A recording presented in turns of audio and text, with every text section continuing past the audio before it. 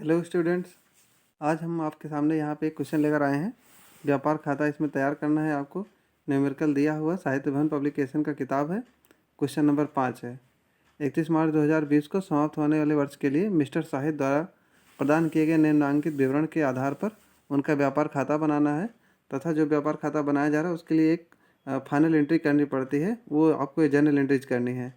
Details यहाँ पर दिए हुए हैं और आप डिटेल्स देख लें। स्क्रीन को पॉज कर दीजिए, वीडियो को पॉज करके उसके बाद क्वेश्चन को देख लें ध्यान से।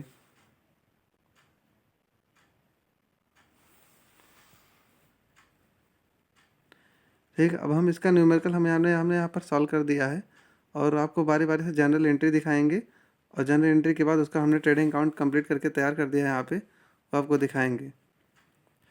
ट्रेडिंग अकाउंट जो बनाया जाता है हमको सबको मालूम है कि इसमें जो है हमारे सभी डायरेक्ट एक्सपेंसेस जो कि हमारे परचेज से रिलेटेड होते हैं केवल उन्हीं को लिखा जाता है और सेल से रिलेटेड कोई भी एक्सपेंस यहाँ पर नहीं लिखा जाता। इस अकाउंट में केवल सेल्स और सेल्स रिटर्न, क्लोजिंग स्टॉक जो कि क्रेडिट साइड में लिखा जाता है, यही 3 आइटम क्रेडिट साइड में हमारे दिखते हैं और क्रेडिट साइड में कोई आइटम नहीं आता है। कोई ऐसा भी आइटम हो सकता है क्रेडिट साइड में, जैसे कि इस क्वेश्चन में एक दिया हुआ था कि गुड्स सेंट ऑन अप्रूवल और रिटर्न बेसिस, तो ऐसा सामान जो कि बिक्री या वापसी की शर्त पर भेजा गया है, मतलब हमने किसी को सामान दिया हुआ है और अगर उसे पसंद आता है तो वो रख लेगा तो हम उसको बिक्री मान लेंगे। लेकिन जब तक हमको वो सूचना मिल नहीं जाती कि वो उसको सामान पसंद आ गया या उसने रख लिया, तब तक हम उसको ये मान के चलते हैं कि वो मेरा स्टॉक है। तो हम यहाँ पे क्रेडिट साइड में दिखाते हैं उसको। यहाँ क्रेडिट साइड में 48,000 आप देख रहे हैं, ये गुड सेंट ऑन रिटर्न और अप्रूवल बेसिस पे ये 48,000 अमाउंट दिया गया है। ट्रेडिंग अकाउंट बनाना था फॉर द ईयर एंडिंग 31 मार्च 2020। आप ये परफॉर्मा देख रहे हैं, पार्टिकुलर अमाउंट, एक डेबिट साइड है एक क्रेडिट साइड है। शुरुआत हम ओपनिंग स्टॉक से करते हैं।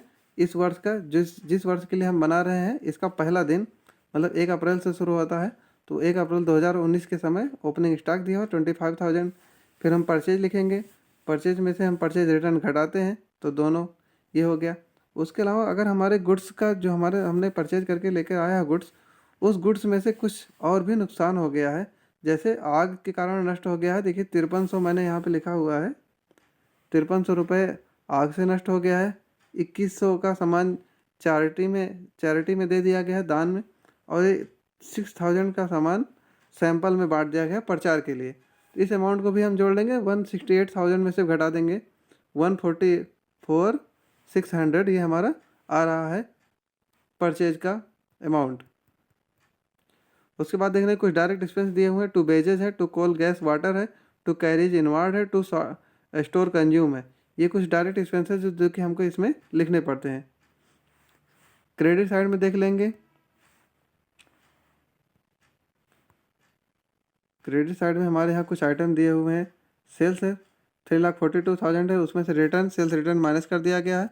एक अमाउंट एक गुड सेंट ऑन अप्रूवल हमने बता दिया आपको, और बाई क्लोजिंग स्टॉक हमारा आ गया है इतना। ठीक, ये इतना करने के बाद हमारे पास आ जाता है हम ग्रॉस प्रॉफिट हम निकालते हैं।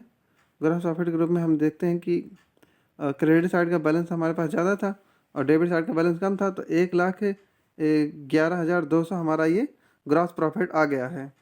ठीक, हम आगे बढ़ते हैं। जनरल एंट्री आपको दिखा देते हैं कि कैसे बनता है।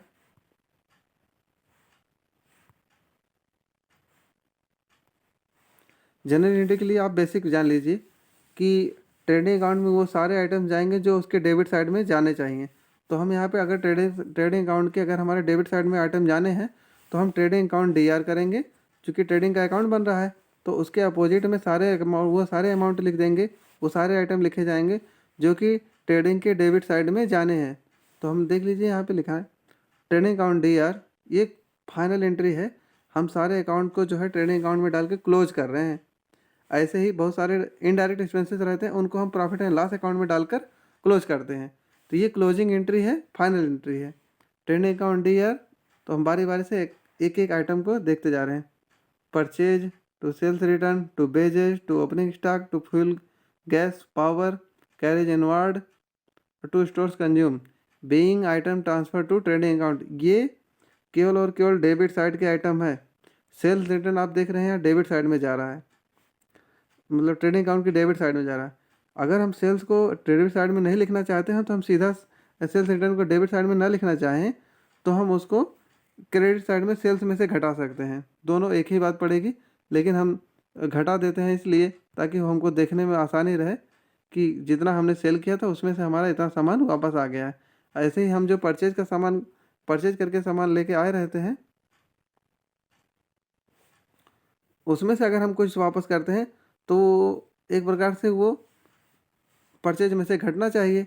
अगर एंट्री के रूप में हम करते हैं तो हमारा डेबिट साइड में आ जाता है। देखिए यहाँ पे सेल्स अकाउंट DR लिखा गया और टू के साइड में यहाँ पे अगर टू के रूप में देखेंगे तो यहाँ पे टू ट्रेडिंग अकाउंट लिखा गया। तो अगर ट्रेडिंग का अकाउंट बनता है तो ट्रेडिंग अकाउंट के क्रेडिट साइड में ये सारे आइटम लिखे जाएंगे। लेकिन यहाँ पे हम ये देख रहे हैं कि ये जितने आइटम यहाँ पे दिए हुए हैं नीचे की तरफ में, ये सारे आइटम हमारे परचेज में से घटने चाहिए। इसलिए हम उसको क्रेडिट साइड में ना ले जाकर हम परचेज में से ये सारे आइटम घटा देते हैं। जैसे इसमें से हम ये देख सकते हैं परचेज रिटर्न परचेज में से घटेगा, loss by fire of goods ये भी घटेगा परचेज में से, चैरिटी, सैंपल, ये 4 आइटम जो है हमारे परचेज अकाउंट में से घट जाएंगे। हम जितना सामान खरीद के लाए हुए हैं उन सामान में से हमारा कुछ वापस चला गया है, कुछ आग से नष्ट हो गया, कुछ दान में चला गया, कुछ नमूनों के रूप में बांट दिया है। ये हम अगर एंट्री के रूप में करना चाहते हैं तो इस तरीके से करना पड़ता है। जब हम अकाउंट बनाते हैं तो हम सीधा सीधा अकाउंट के आप देखेंगे यहाँ पर दिखाते हैं।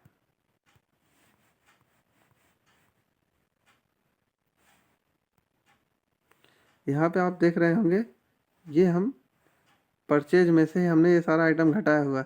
यहाँ पे हमने परचेज रिटर्न घटा दिया है, उसके बाद loss by fire, charity 2100, 6000 sample के रूप में, ये सारे आइटम परचेज में से घटाने वाले होते हैं।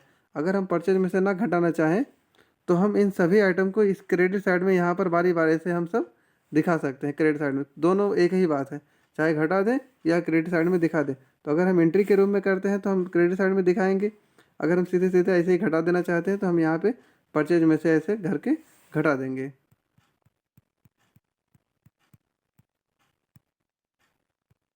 ठीक, एंट्री देख लेते हैं। और पहले एंट्री हो गई ट्रेडिंग अकाउंट DR और उसके बाद ये सारे आइटम जो डेबिट साइड में जाएंगे।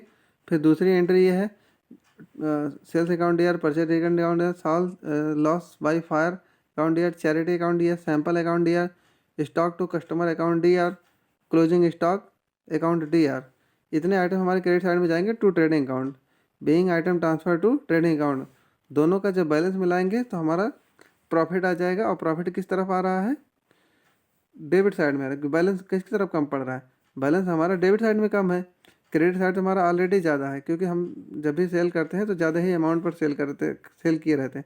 तो इसके कारण हमारा सामान हमारा जो है पैसा बढ़ा हुआ रहता है हमारे पास, और डेबिट साइड का बैलेंस कम रहता है। जो हमने सामान ख़रीदा है या हमने जो एक्सपेंस पेड किए हैं वो कम रहते हैं और हम बेच के सामान से ज़्यादा पैसा वसूल करते हैं। तो ये हमारा प्रॉफिट के रूप में आ गया है 1,11,200। यही हमारा ग्रॉस प्रॉफिट हो जाएगा।